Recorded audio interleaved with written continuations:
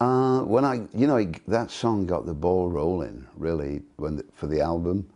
And when I first heard it, a guy called Marc Broussard wrote it from New Orleans.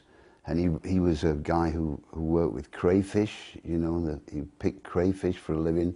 Then he became a singer. So we kind of modified the original words, He rewrote some of the second verse, and I don't know, there are lines about, I got my education on the street, and in Sheffield, England, when I was growing up, I mean, I spent like 5 years just playing the pubs, but, I mean, not like a gangland kind of street life, but, just that kind of streetwise thing you developed when you were hanging out all that time, So it's a bit autobiographical.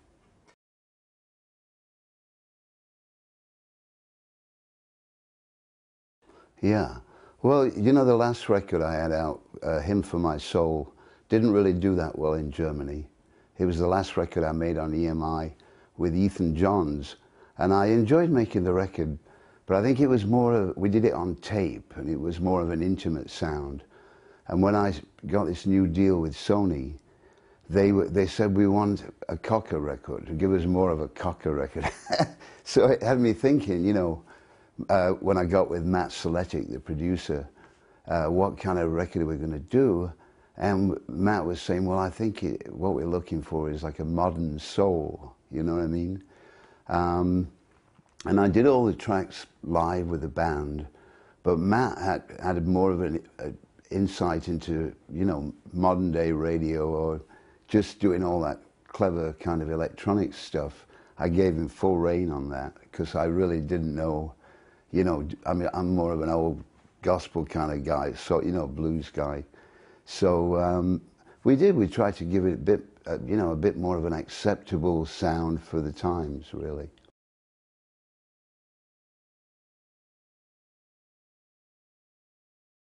Well, that's too easy a dissection, I think, because like up to my mid-20s, like around Woodstock, I was doing pretty good, I mean, I was loving life. I had still had a girlfriend who I'd known from Sheffield, England, and she toured the world with me. And then things kind of disintegrated. I can't really put my finger on what started the spiral, But later, I mean, so you could really say it was about when I got to be about 40 or early 40s, I met my wife, Pam, and we've been married 23 years now. So these have been good years. I mean, it's nice. I mean, she beats me up every now and then, like most women do, with their guys. But I mean, she's been a real good, steadying influence because I think my work's been pretty constant the last few years. But the mid-70s, I still, when people like try to get in depth about, Joe, what happened in those dark years, and I go, well, that's why they were dark years. I mean, I really can't, I have vague recollections of what went on. But so, it's hard to just say, well, to being 30, everything was this or that.